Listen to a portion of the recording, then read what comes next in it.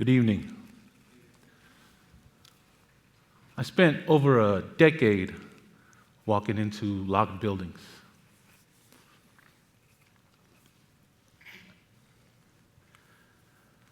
You ever hear the sound a heavy door makes when it slams shut behind you? That was my morning bell. I'd walk through security, I hear the buzzers, I see the concrete walls, I see the cameras, I see the razor wires along the fences. And then I walk into my classroom. One day, I'm passing out worksheets to my class, and one of my students, a young Tongan kid, stops me and says, "Mr. P, this ain't that much different than school, just more locked doors." I started to laugh. Then I realized he wasn't joking. See, for him, school and jail were two different branches of the same system. That was a culminating moment for me. And there's history behind it. I spent over 15 years working in the criminal justice system. I witnessed and I experienced things that will make the average person cringe. I became numb to it, so I decided to leave. I wanted to be part of the prescriptive solution rather than the punitive one. I became an adjunct professor at the College of San Mateo and at San Francisco State University. The program I worked for, Project Change, provided wraparound support and in-facility college courses for incarcerated students. See, working with formerly incarcerated students, also known as justice system impacted, I heard a version of that line over and over again. They taught me that schooling is what the systems do to you. Education is what you do with your freedom. See, for my students, schooling felt like punishment, but education was a route to liberation. Now, if we confuse those two words, we end up turning our schools into quieter, cleaner versions of a juvenile hall. So let me break down these two words the way my students would when they talk about it. When they talk about schooling, it sounds like this: get to class before the bell. Sit down and be quiet. You're behind. You're a distraction. You're at risk. See, for them, schooling was all about compliance. It was about security guards and dean's offices, dress code and hall passes. It was things they had to do, where to be, and how to behave. They were over-policed in school and underserved in college. But when we talked about education, their faces changed. Education was different. Education was seeing their histories and their culture in the curriculum. It was having honest conversations about colonization, about policing, school-prison nexus. It was being respected as experts for their own lived experiences. See, they weren't against learning. They were against being controlled, mislabeled, and erased. And once I understood that, I began to hear their stories differently. That is what ignited my research during my doctoral program. So let me introduce you to three of my students that participated in my research. Now, I use pseudonyms, but their stories are real. First story, Poliana. Essential, not at risk. So when I first met her, every official label screamed at risk. She was a juvenile offender.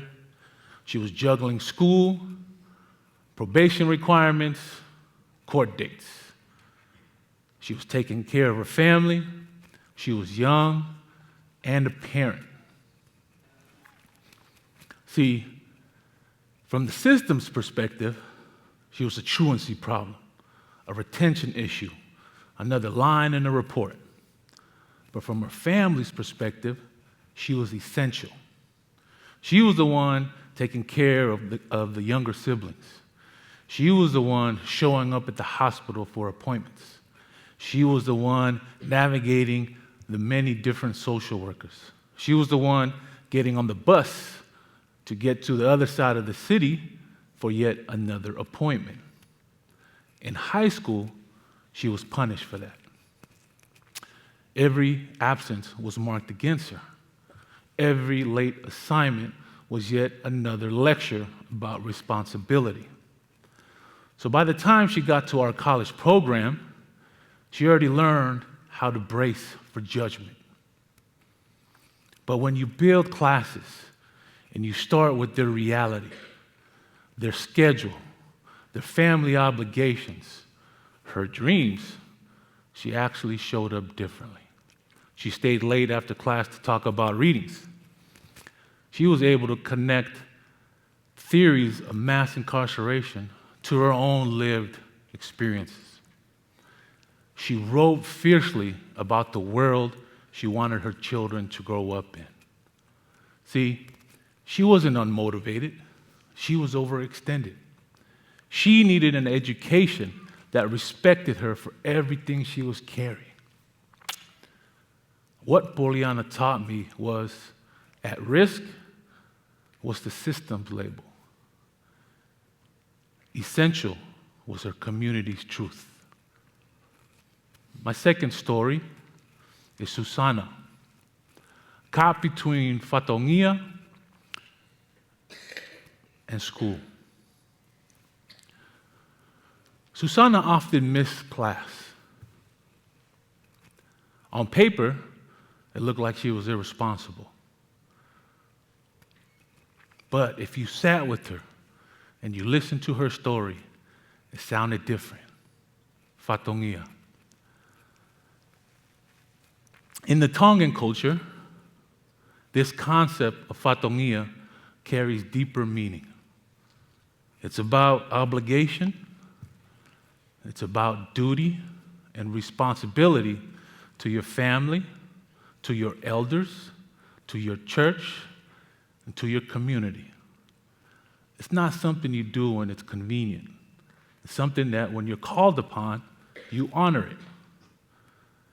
So when there's a funeral, when there's a family engagement, a community event, or a moment of need, Susana never asked if her absence was excused.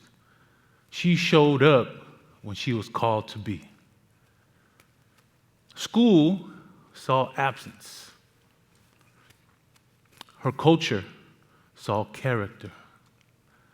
Schooling told her she was irresponsible. Her community told her she was honoring her obligations. These tensions taught me something important. That freedom for students like Susana is not choosing between family and school. It's having an education that honors both. Third story, Pita. From defendant to mentor. You pull Pita's file, you see a long list of offenses, suspensions, and what the system already decided who he was. They labeled him a frequent flyer, a problem to be managed. But what the file missed was kids looked up to him. When he sat down, they sat down. When he calmed down, they calmed down. See, he had leadership written all over him, but the system didn't see it that way. So we gave him another role. He started mentoring other justice system impacted students. He began to see his lived experiences not as a stain, but as expertise. Education didn't change his record. Education changed what it meant. What Pita taught me is that when systems don't know how to deal with leadership, they label it defiance. So as educators, we must refuse that erasure. So what these three students taught me about freedom is that it's more than release. It's more than access. It's more than an open door. First thing they taught me, freedom is being fully seen, not as a case number, not as at risk, but the opposite of incarceration. It's not only release, it's recognition. The second thing, freedom is talking back to the story, because learning the language of power will show you how not to blame yourself for what the system was designed to do. Education isn't only about learning the story, it's gaining the tools to rewrite it.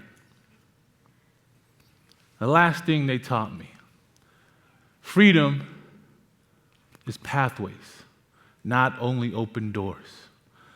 Because an open door means very little when you are carrying life, work, grief, and survival.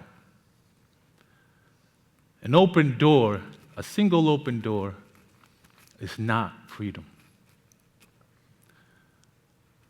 Pathways are built with people. So today, I work here at St. Francis High School. I'm teaching ethnic studies and AP African American Studies and coaching football. I carry those students with me into every classroom and onto every football field. And in the class, we don't start with textbooks. We start with our students' lives. We start with their families. We start with the history and the systems that they move through. I watch these students realize that school and education are not the same thing. And when you're learning speaks to their lives, they sit up a little differently. So we build restorative practices into the way we learn. Circles, reflections, questions about what do you need and who do you want to become. That's not an extra program. That is education. So in closing, I've heard doors lock behind young people, and I've seen when adults become that lock. So I ask you guys to remember this tonight. You can open a door, but it can still lead nowhere.